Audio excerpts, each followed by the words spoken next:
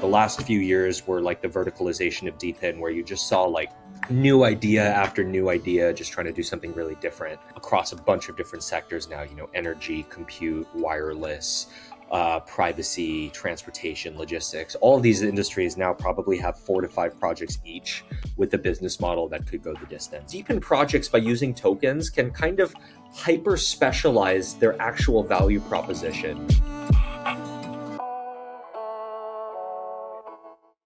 Do we want to do intros or just want to get right into conversation? My name is Monero Mahesh. I'm the chief pain in the ass at Escape Velocity, and we are a high conviction investment firm focused on backing the smartest founders in DePIN. And, been operating for a couple of years, have made more than 40 investments out of the fund directly into DePIN based founders. And, the other thing to mention is we do a lot of ecosystem building. So we run DePIN Ninja, we host the Proof of Coverage podcast. You're going to see a little cross promote with Dylan on that over the next couple of weeks. But generally just involved in the DePIN ecosystem and fortunate to work with really smart people like the others on this call. Yeah, cool guys. I'm Ani. I'm partner at Dragonfly. For those who don't know, Dragonfly is a kind of leading global crypto investment fund. So we have an office here in New York, one in Singapore. We manage a few billion in venture. And then a few years ago, we bought Naval's old fund, Metastable. And I think we have kind of an overall sector focus on just boosting crypto globally. But over the past year and a half or so, I think in large part due to everyone here, we've been entering more in the DePIN space through bets like Andrina, Pradia, and a few others are yet to be released. But super excited to be here. Thanks for having me. Awesome. Thanks for coming. So we're 1 week from the election. Bitcoin seems like it's on the cusp of all-time highs. DePIN's done great the last few quarters. Fundraising's up over 400%. The market cap, however you view that's also up a lot. Let's ask you guys, what are you excited about in DePIN right now, and how do you feel about the state of the sector? I'm hyper bullish, man. Look, you ask a barber if you need a haircut, he's probably going to tell you yes. I'm the resident barber for DePIN, but no, I'm hyper bullish. I'm seeing a huge number of really interesting projects that, for the last couple of years, maybe raised their first round of capital in 2022, early 2023, have just been building through the bear, quietly grinding, that are starting to launch their projects. They're starting to see like some viral usage as well. So I'm really excited about DePIN as a whole. I think my framework for thinking about, ideas as a whole and how it applies to DePIN is, following on Peter Thiel's 0 to 1, there are these like moments where you have massive verticalizations of just new ideas that emerge, and then horizontalizations whereby, those 8 meta ideas, let's say, get tried and tested across a bunch of different business models. And I think, the last few years were like the verticalization of DePIN, where you just saw like new idea after new idea, just trying to do something really different across a bunch of different sectors now, energy, compute, wireless, privacy, transportation, logistics. All of these industries now probably have 4 to 5 projects each with a business model that could go the distance. So I'm hyper bullish on this stuff. I think we went through a period of verticalization over the last couple of years, and now people are looking around at what works and probably seeing a few more copycats emerge, probably seeing, the 35th decentralized compute platform probably isn't needed. But by the same token, people smell opportunity, and they see founders raising big amounts of capital to pursue, $100 billion plus markets. And I think at the end of the day, that's the most exciting thing as a founder that you can see, is just like the rate of movement increasing significantly. And that's exactly where we are today. Yeah, no, I guess to echo Mahesh's like overall point. Yeah, I think the sort of demand we're seeing for crypto assets in general right now is kind of harking back to years ago, right? When I think people were first dipping their toes into generally like, what is crypto? What's the use of this? And now we're seeing that same thing, but also kind of a shift away from like the general sort of older meme coin stuff. And now I guess more into deeper real assets, right? And I think the ETF stuff did a lot of really great help there, where people are like, oh, this is okay to trade. It's okay to understand. And it's this weird thing that still is a remnant of TradFi, where people need somebody else telling them what to do. And like, I think now that we have that, people are like, oh, maybe we could go speculate on this thing and that thing, right? I would like to, I think, talk about 2 different books in this regard. Like, the one I think everyone quotes in Web2 is like Tech Revolutions and Financial Capital, right? The Perez book that they teach in HBS and stuff. And for a while, that didn't really make a lot of sense to me because, right, there's like this Robert Solow quote, which is like productivity is everywhere from computers except in the statistics, until like 2 years ago. And I think you have this top-down expansion from Meta and everyone else. They're putting in like double-digit percentages into real capex, where before they were very hardware light, right? There were no real capital outlays when you look at their docs and stuff, and they were trying to cut down employees, like do everything in software. Now they're all hardware pilled, right? Like they're all just kind of putting their money in data centers. And I think we have everyone here has their sort of own experience in like dealing with that and just like how kind of exciting that is. That's on the top level. But on the bottoms level, you have all these people that are like, hey, the cost of hardware has dropped so exponentially. We've kind of almost seen this like near Moore's law sort of growth for hardware, where it's like the cost of sensors has dropped like literally almost to zero. And AI tokens, the cost of that has dropped 100x in the past 2 years. You have the combination of that plus the top-down stuff. This is just like the perfect moment for DePIN and physical assets, right? You have like everyone who's now in the same trade. And I think we're just in the beginning of that, right? Typically when you see that, you kind of go back to like the whole NVIDIA hype, right? Like maybe I'm the dumb one here, like maybe I should, be wary. But we're still like so early in this that like, I don't think people have seen anything like what we're about to see. And I think that's what makes me just pump. I totally agree. And I actually love that you brought up Solo. It's like it's a well-taught subject in school that people tend to forget 3 years out. But like, so Robert Solow was famous for like the Solo growth model, which, as one of its core inputs ties the production function to capital and labor and calls technological progress like this outsized factor that's linearly exogenous. Fine, your vocabulary is better than mine. Scales linearly. But the interesting thing, man, is like with some of these AI things that we're seeing today with the agents, like there's a really good argument being made that like technological progress isn't a linearly scaling factor, and that capital and labor aren't different inputs themselves. They're related. So, I think the world's going to get really, really weird in the next year and a half. But I also think, for the people that are focused on economic productivity and creating things that people just want to use, like it's a really interesting moment to be a fundamental builder in the world. And so I'm very excited about DePIN's role in that. I'm very excited about crypto's role in innovation. And, to circle back to it, I think the election's a pretty interesting moment because I think, Trump is a little bit like crypto himself, where like he's a little bit inherently contrarian. He's a little bit inherently misunderstood. There's a lot of people with very vehement and violent opinions about him that maybe are disaggregated from like the actual reality under the scenes. But it's something that everyone has an opinion about. It's something that everyone talks about. And, for that reason, I am bullish. All the policy stuff, all of the people stuff aside in Trump's administration, I'm bullish for the simple reason that he sort of represents a bit of this messy, chaotic progress that I think crypto represents in its whole. And, ideologically, that's so important.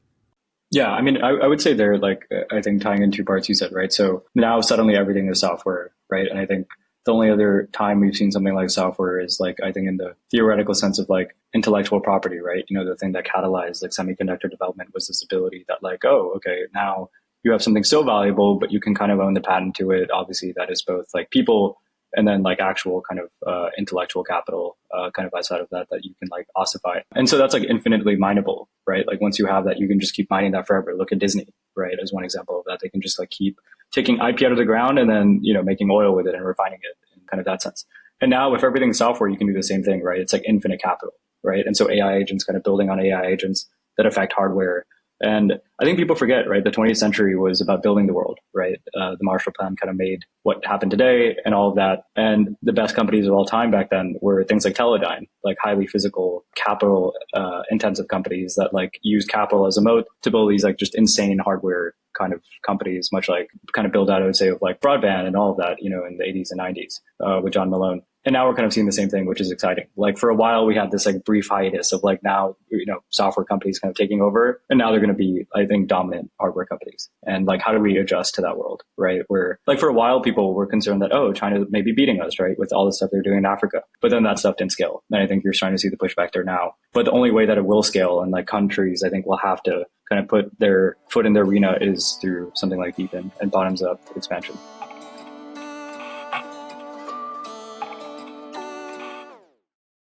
So seems like DePIN, it's a fascinating concept. It's a novel form of capital formation, takes advantage of network effects, software business models.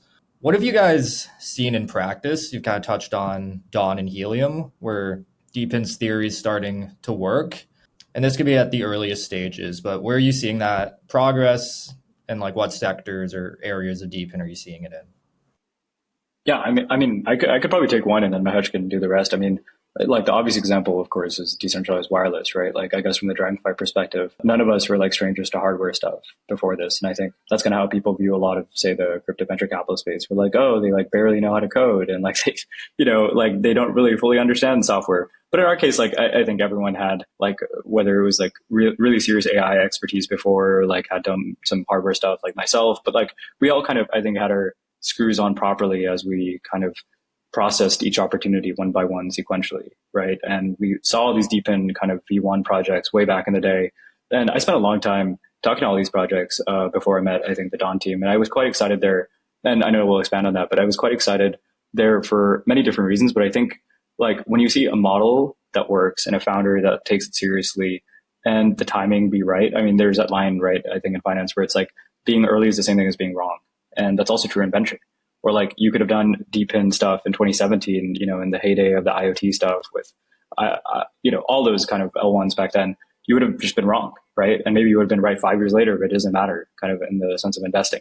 But in our case, I think, yeah, our first real, I think, big DePIN bet was in Dawn for, I think, precisely all those reasons. Like to Mahesh's point, when you tie in all those like different capital structures, novel capital formation, a great team, and a great idea, and you string those all together, like you actually have something I think that's very powerful. So in practice, kind of what's happened is, and I think a lot of teams are now starting to do this, is like you build just a fantastic, sublime Web2 business that you can kind of carry on to the Web3 side. And so I think once you get that machine in place, like you're kind of building the mini Manhattan project, you can take the gains of that and like bring it down to crypto. And I think we haven't really seen that in the space before, right? I think so many people, if you ask them what they've thought of crypto in the past few years, it's been like meme coins, pump and dumps, like kind of failed social experiments. And then you have this. Right. And I think like even exchanges and everyone else are starting to realize like, wow, this actually has staying power. Like this isn't something you buy into and you dump 1 or 2 years later. Right.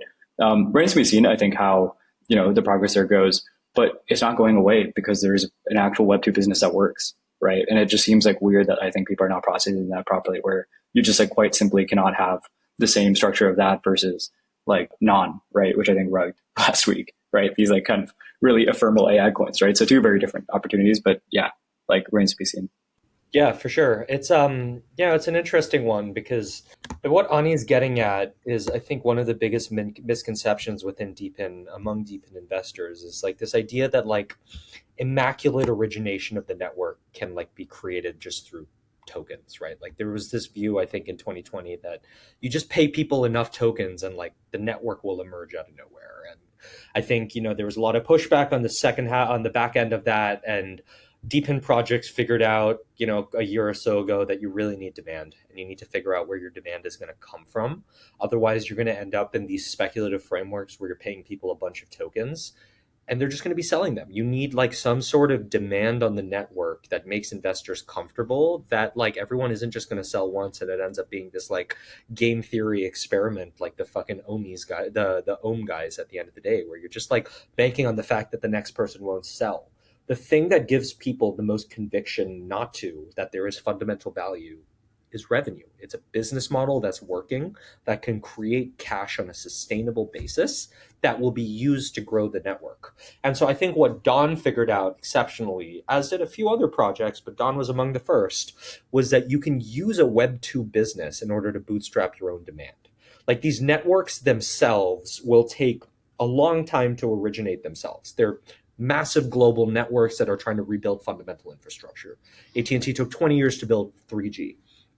But 20 years is like, it's just too much time. Even if we're talking about 5 years, you can't go 5 years with no revenue. So I think a lot of these companies realized build a Web2 business, become the first client on the network that I'm building, and then decentralize the network such that no one has any outsized power over it, and let other people do the same. And so, I think Neil has done that exceptionally in wireless, and a lot of the wireless guys have figured this out. I think, to go back to the original question of like, what are we seeing in DePIN in practice? What is working? Like, I think it's worth remembering that like DePIN is a bit of a misnomer to some degree, right? Because it's this big all-encompassing catch-all term for, I almost think about anyone that's building crypto networks that touch the physical world in some kind of a way. And in that way, like it's not just one industry, right? Like DeFi is kind of financial services. Like DePIN is really like 6 or 7 industries in one.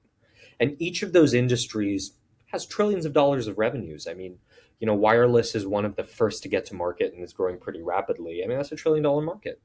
Energy, same thing. Transportation, same thing. Logistics, same thing. Mapping, privacy, probably smaller, but growing pretty rapidly. All of these industries are going to create outcomes that, really rethink some of the fundamental business models that exist today. And to that point, like I think each of those will end up spinning a few DePIN winners up that end up creating networks that maybe they don't become the all-encompassing, everyone uses them, this is the network of choice for everyone.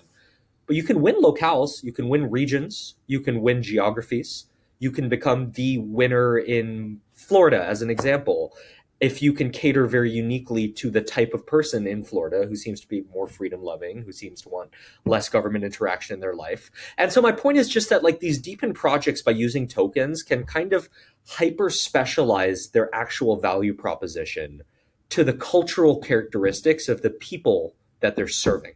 And that's something that I think Web 2 companies, when you think about how they operate, it's very generalized. You offer generalized solutions and customer experiences for everyone.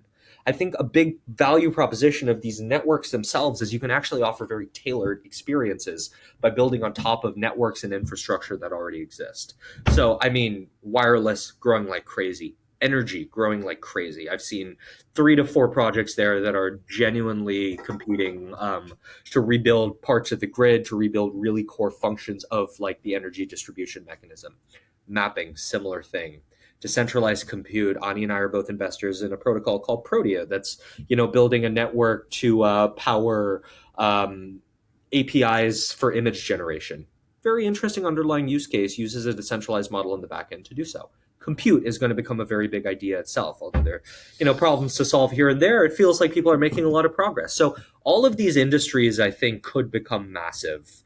But more importantly, they are trying to solve some of the world's biggest problems, digital commodities, in a way that's more cost effective. And the last point I'll make here, because as you know, I can talk forever if you let me.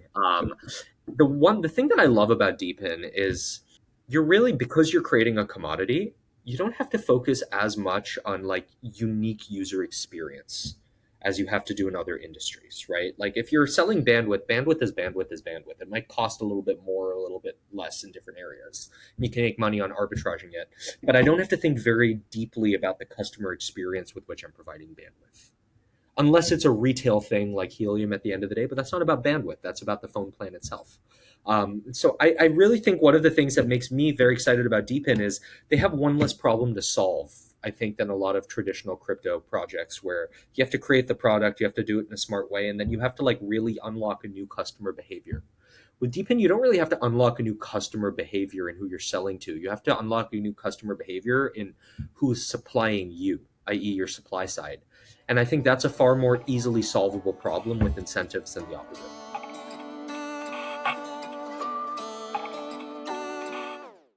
I wanted to ask you guys, you're both early stage investors.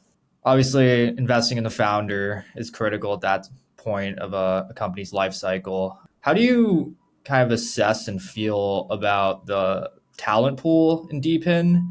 Obviously, like you need a lot of infra or traditional industry experience if you're building out a wireless network like Neil does with Andrian and Don, or if you're building out an energy type DePIN.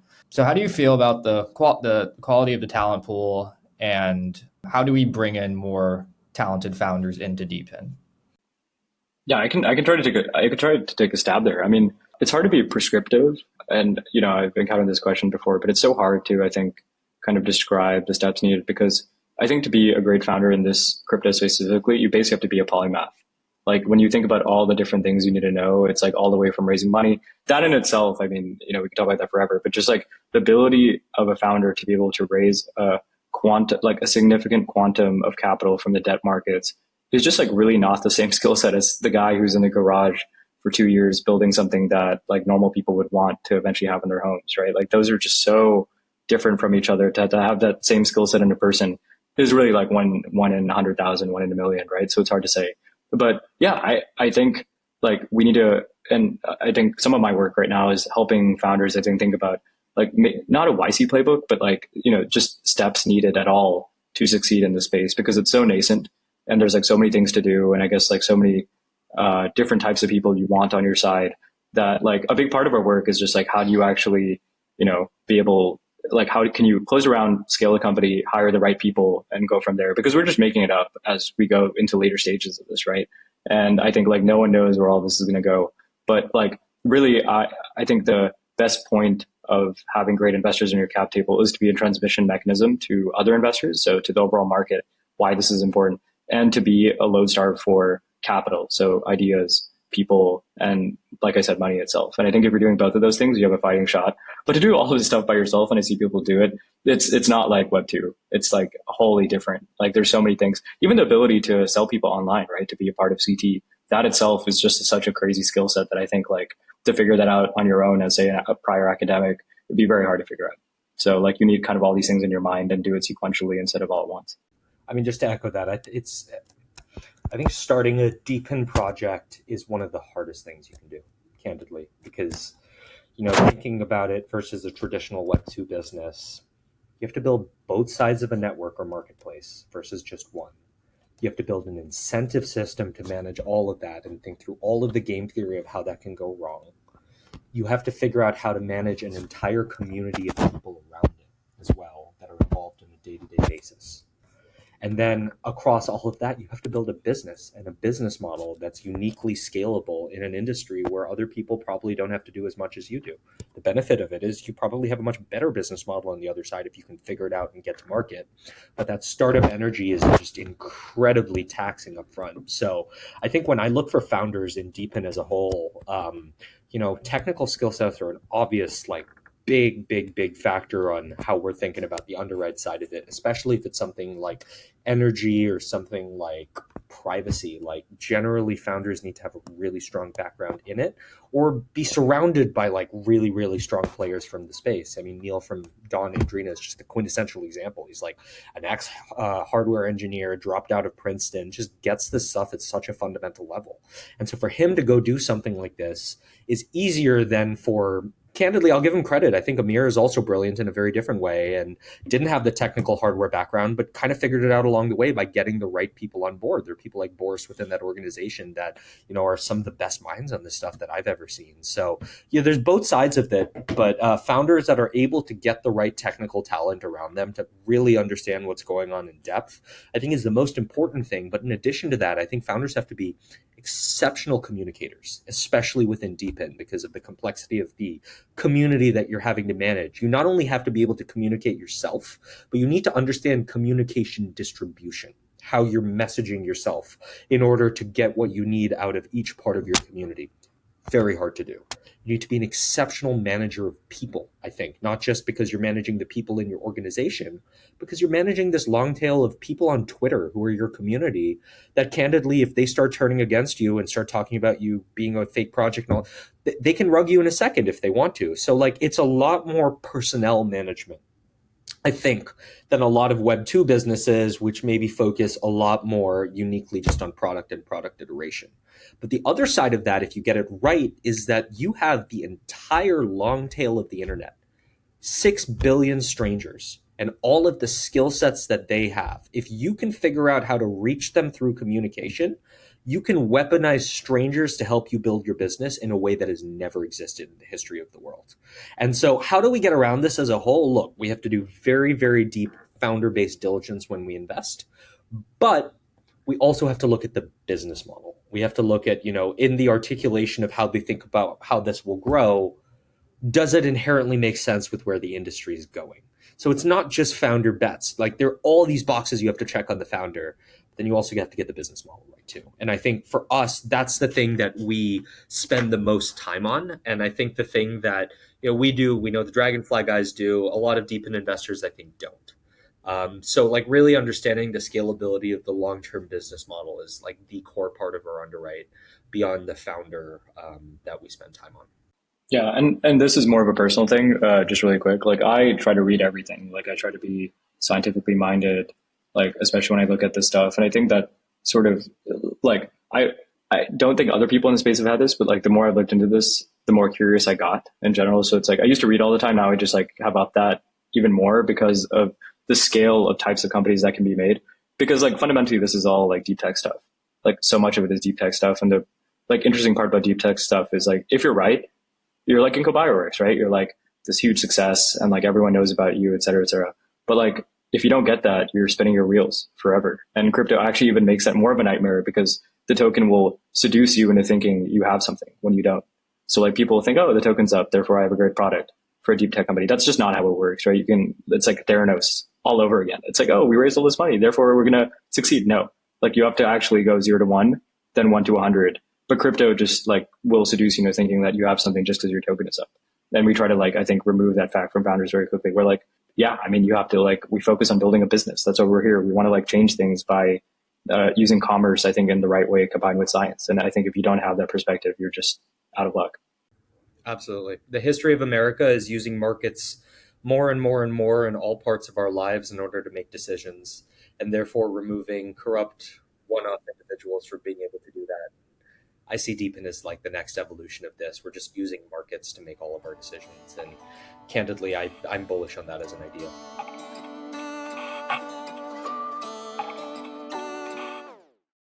Makes sense. I want to turn back to zk-TLS. So this is obviously a technical area.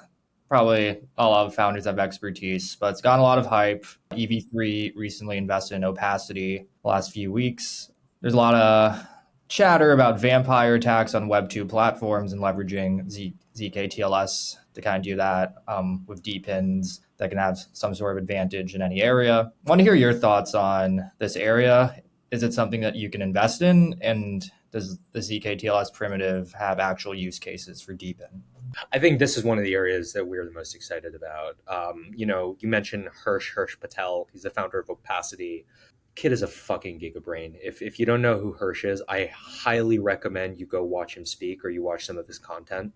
He like invented a new solution that like solves multi-party computation using TLS.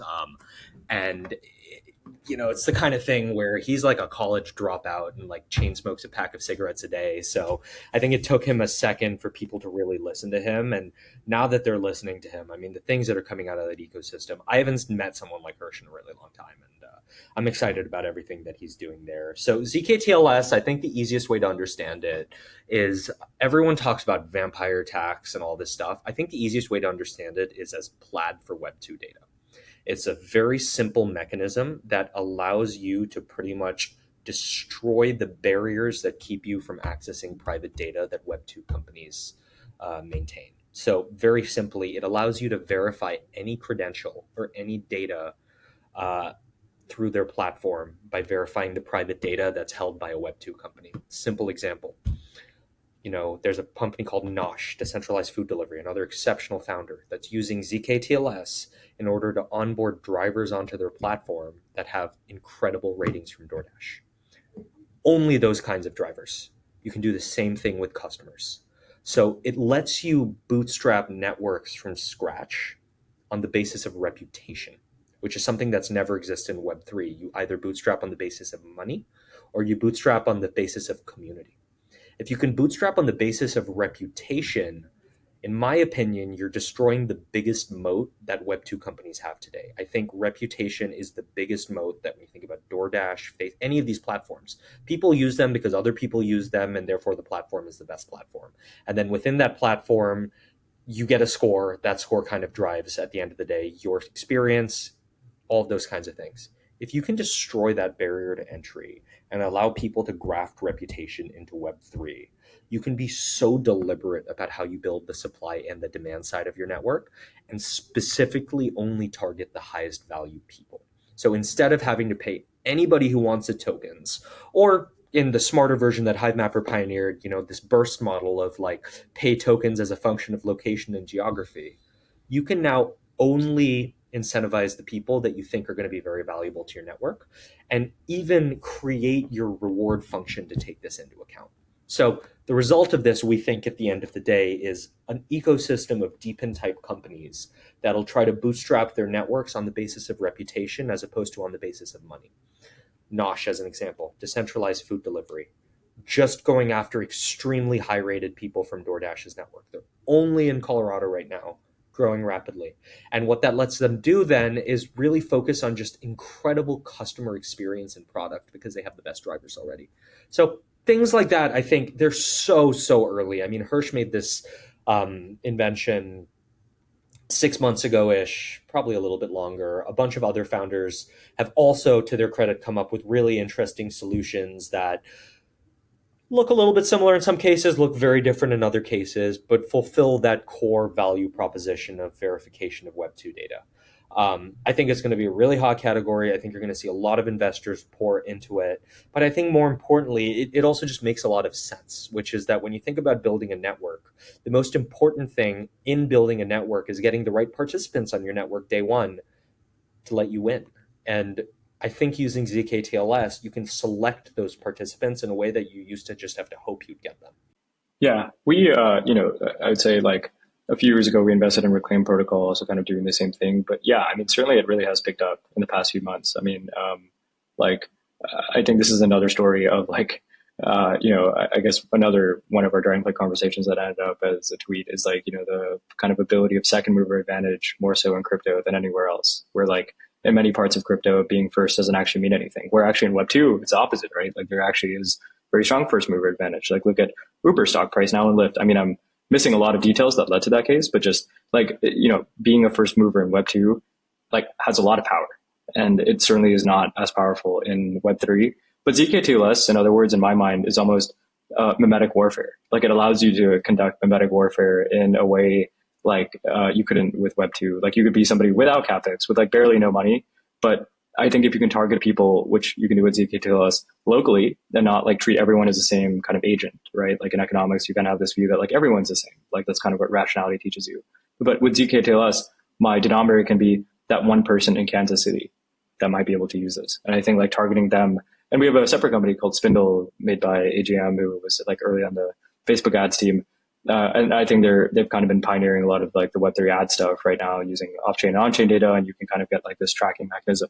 That plus zk-TLS, I think is a bazooka. And I think like you can really start to take down a lot of the stuff that you see in Web2 without needing to do like, to use the Uber example again, it's like they had, I think, to start the South Africa division of Uber, like the hundreds of people. It started off, I think, as 10, and then it just like ballooned into this like juggernaut. And so then you end up just paying like most of the costs, most of your revenue as costs when you should be reinvesting that back in the business. But now I think if you're able to solve a lot of the network effect and just selectively hit the people that you want, you can hopefully obviate a lot of those CapEx costs and OpEx costs.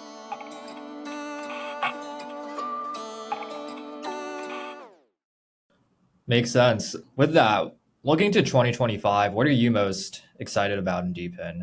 Given I talked about zk-TLS for half an hour, I will avoid that on this one, although that probably would have been my first answer. And I know Ani's going to talk about Dawn, so maybe I'll talk about energy. No. I was actually thinking energy too, to like, this is just a bag that we don't have in, like Dragonfly has no stake in a energy company, like a DePIN energy company. But like, I think energy, of course, is just the thing that ties everything else together, right? So it's an area that we've been wholly fascinated by. I don't think you can be in the space and not really just think about like, how do we drop the atomic cost of energy, right? But I guess, like it might be interesting for us to talk about like really the kind of venture outcome of something like that. And I think those are two different things where you can fully believe, much like AI, this is a world historical moment, right? And I think we all believe like energy finally is having a renaissance and like smart people are like working day and night to solve this nuclear or otherwise. But it is an interesting kind of thought experiment for us is like how much of this is like venture versus like nation state capacity, right? And like in the early days of AI, I mean, in the more recent kind of heyday of AI stuff, my personal view, maybe contrary to people at Dragonfly, is like a lot of the AI stuff was like nation state ability, where like it actually did not make sense for normal venture investors like us to get involved when like they were just really, it was like really another Manhattan Project, right? And my kind of question, I guess, to everyone here is like how much of that is like the energy stuff as well? Like you can do localized energy markets, then I think that makes a lot of sense.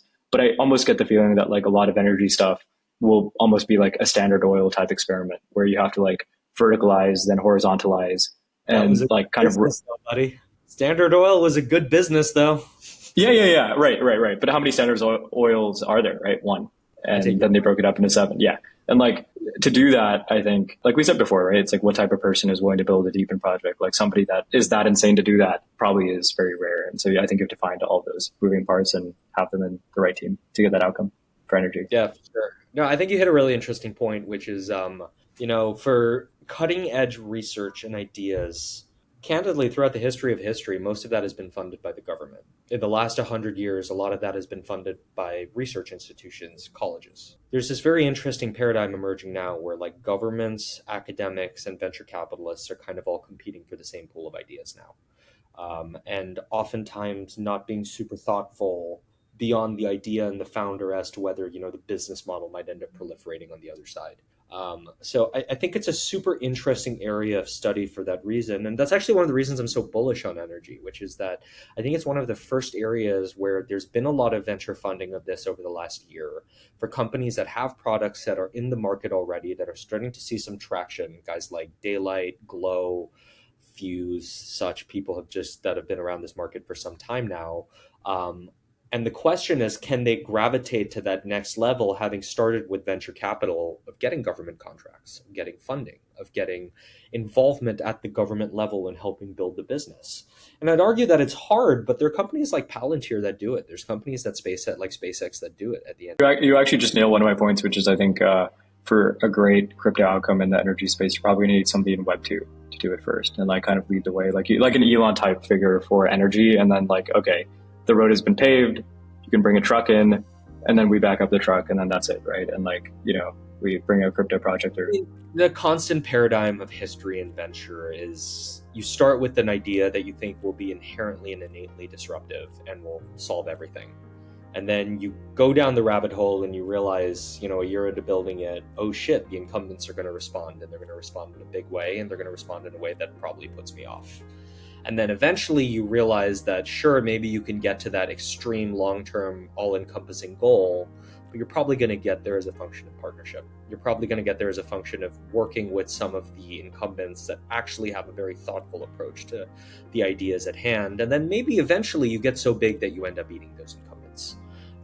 But I would expect energy to go through that entire transition too, of like, first they're like these big upstarts that could take on everything, and then you realize it's really about working with what already exists to create outcomes that are better than what exists today, and then maybe over time, over a 5 to 10 year period, you really eat everything. So, to answer your question, I'm super excited about energy. I think there's a lot of use cases coming to market. I think you're going to see some really noisy fundraise announcements in the next couple of weeks. I don't know when this is running, but it'll probably be after a couple of these, so you'll see them. And then I'm excited about wireless. Last thing, Dawn and Drina are just doing something really interesting and really different. And I candidly am super excited about where that ends up even a year and a half forward, because I think we're just going to have an example of a very different way of building a telecom network that has worked at scale. And, that example will be super valuable, I think, for the rest of the world in getting their heads around some of these DePIN ideas more broadly. Yeah, the only one I'd add to that is I think, like, obviously the Don stuff, but I think the other part the market wouldn't know is like, I guess like all the work Prodi is doing on video, and that's why we were excited in the first place. We're like, no one is really talking about the impact like Sora type applications I think will have. Like, I was writing about this a few years ago and everyone called me crazy. Just like, the market is not pricing in deepfakes or anything like that. They're not pricing in generative video as something that will drop CAC to zero, right? Like, what do businesses look like when you have infinite CAC?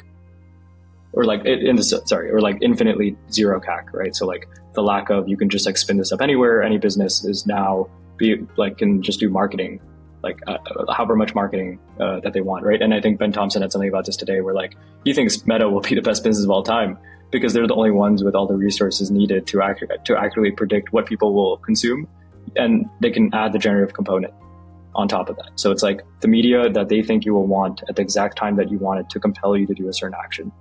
And I think like whoever is able to do that part somewhere in that stack, like ends up making a bunch of the margin that I think like is, you have to pay some ad firm today to make you creative copy. And I just don't think that at all is the future. Bitcoin is above 73K.